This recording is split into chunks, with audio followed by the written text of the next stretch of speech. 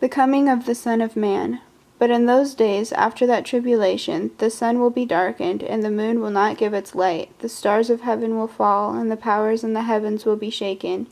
Then they will see the Son of Man coming in the clouds with great power and glory. And then he will send his angels and gather together his elect from the four winds, from the farthest part of the earth to the farthest part of heaven.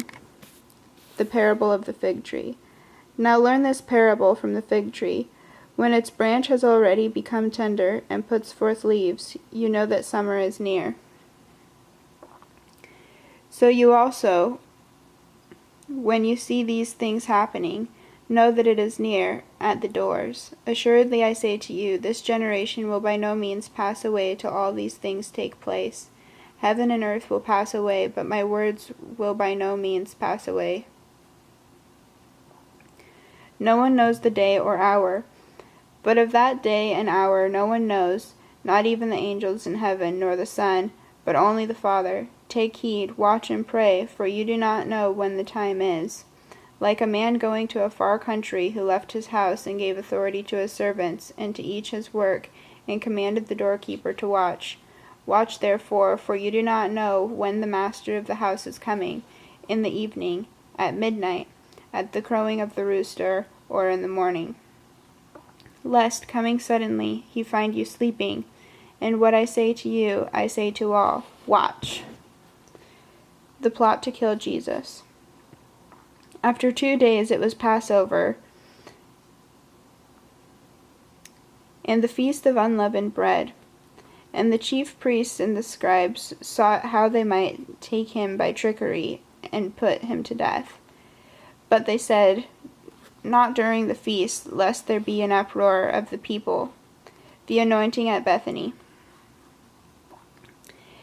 And being in Bethany at the house of Simon the leper, as he sat at the table, a woman came having an alabaster flask of very costly oil of spikenard.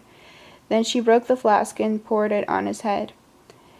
But there were some who were indignant among themselves, and said, why was this fragrant oil wasted? For it might have been sold for more than 300 denarii and given to the poor. And they criticized her sharply. But Jesus said, let her alone. Why do you trouble her? She has done a good work for me. For you have the poor with you always, and whenever you wish, you may do them good, but me you do not have always. She has done what she could. She has come beforehand to anoint my body for burial. Assuredly I say to you, wherever this gospel is preached in the whole world, what this woman has done will also be told as a memorial to her. Judas agrees to betray Jesus. When Judas Iscariot, one of the 12, went to the chief priests to betray him to them.